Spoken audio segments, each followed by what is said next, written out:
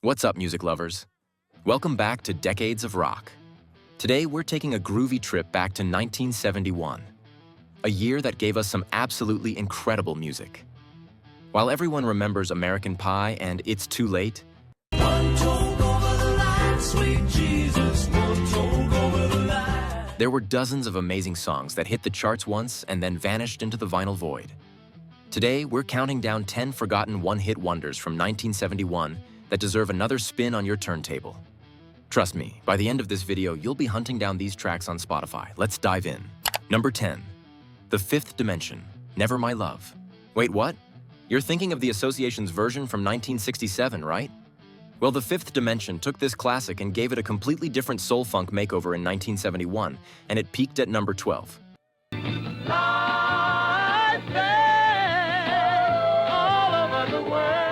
What makes this fascinating is how they transformed a gentle folk rock ballad into this groovy R&B infused anthem.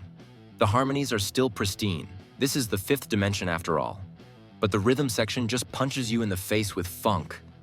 It's like hearing your favorite song in a completely different language. And somehow it works perfectly. The irony? Most people still only know the original version, making this incredible reimagining one of 1971's most overlooked gems. Number 9. Gene Knight, Mr. Big Stuff. This New Orleans soul powerhouse delivered what might be the most attitude-packed 3 minutes of 1971. The song hit number 2 and became an instant classic. But Gene Knight? She never cracked the top 40 again. Listen to that swagger. Gene Knight doesn't just sing this song, she owns it, commands it, makes it her personal manifesto against arrogant men everywhere. Stop. You're never gonna get my love. The production is tight, the groove is infectious, and Gene's vocal delivery is pure fire. What's criminal is that Gene Knight had the voice, the attitude, and the charisma to be a major star, but the music industry of 1971 wasn't ready for a woman with this much power in her voice. Mr. Big Stuff remains her calling card, a perfect snapshot of New Orleans soul at its finest. Number 8. Brewer and Shipley, One Toke Over the Line. This folk rock duo from Missouri delivered the most controversial song of 1971. A track so drug-referenced that Vice President Spiro Agnew called it subversive. It peaked at number 10. The beauty of this song isn't just its obvious counterculture message. It's the gorgeous harmonies and the way it builds from gentle acoustic strumming to this soaring spiritual experience. One toke over the line. Sitting downtown in a rain. It captures the 1971 zeitgeist perfectly. The end of the 60s optimism, the reality of Vietnam, and young America looking for escape. Brewer and Shipley were genuine artists, not just novelty acts, but being labeled as the drug song guys basically killed their mainstream career. Sometimes being too authentic for your time is both a blessing and a curse. Number 7. Tom Jones, She's a Lady. Now wait, you might be thinking Tom Jones had lots of hits, but in America, this was basically his only major chart success, peaking at number 2 in 1971. In the US market, he was essentially a one-hit wonder. This song is pure Tom Jones.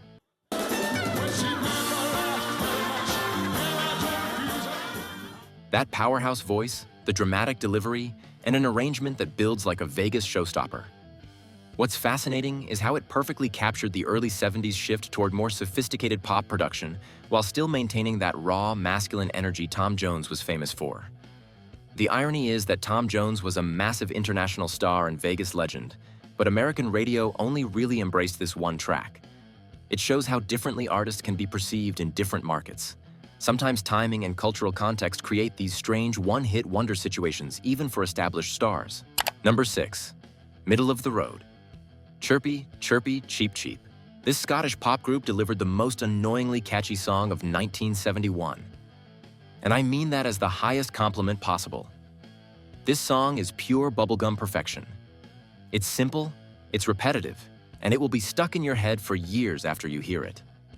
It hit number 1 in multiple countries, but only peaked at number 63 in the US.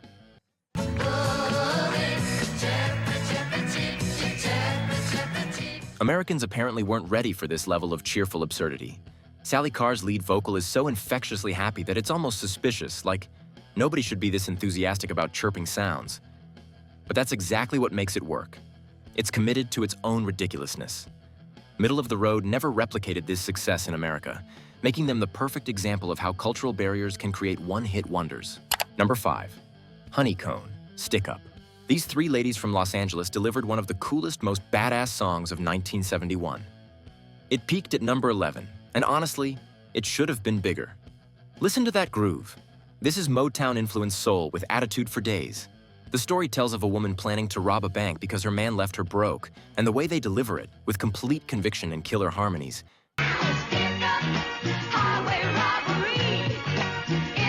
makes you want to be their getaway driver. What's amazing is the production quality. Every element is perfectly placed. The guitar work, the rhythm section, and the vocals layered like a perfect sandwich. Honeycone had the talent to be major stars, but the music industry's treatment of African-American women in 1971 was, let's just say, it wasn't great. Number 4. Lobo, Me and You and a Dog Named Boo.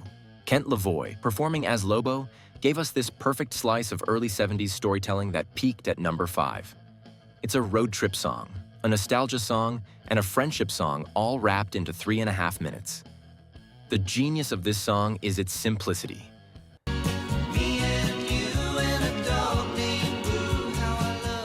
Lobo's voice is warm and conversational, like he's telling you a story around a campfire.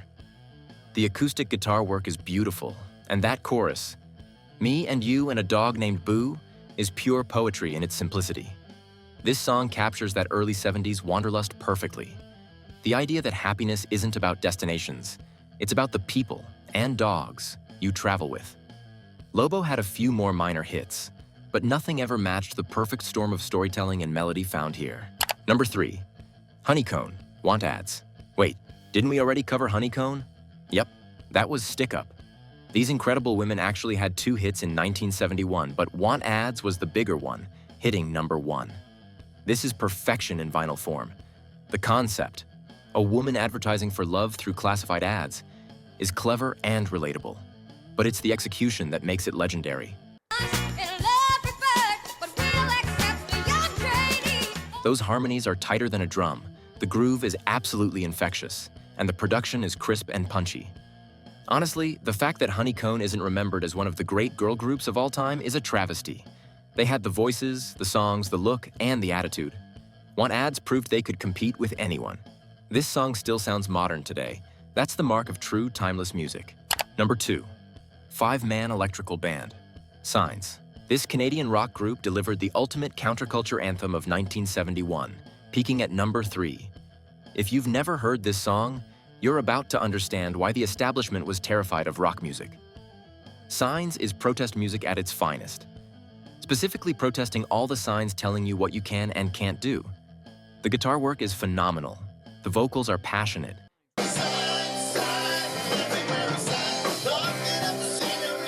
And the message resonated with a generation tired of being told how to live. What's fascinating is that this started as a B-side. DJs started flipping the record over and playing Signs instead of the intended single. Sometimes the audience knows better than the record company. And our number 1 forgotten one-hit wonder from 1971 is Doesn't Somebody Want to Be Wanted by the Partridge Family. Yes, that's right. David Cassidy and company gave us one of the most perfectly crafted pop songs of the year, hitting number 6 on the charts. Don't let the TV show connection fool you. This is legitimately great songwriting.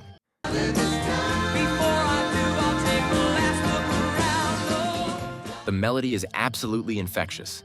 David Cassidy's vocal is surprisingly mature, and the production has this lush, orchestrated sound that was pure ear candy in 1971. What makes this the ultimate forgotten hit is how it's been dismissed because of its TV origins. But strip away the marketing, and you've got a song that could hold its own against anything the Bee Gees or the Carpenters were doing at the time. Sometimes the best pop music comes from the most unexpected places. And there you have it. 10 incredible songs from 1971 that deserve your attention. Music history is full of these hidden gems, tracks that were massive in their day but somehow slipped through the cracks. Which one are you going to look up first? Let us know in the comments, and don't forget to like and subscribe for more musical deep dives. Until next time, keep digging for those lost treasures.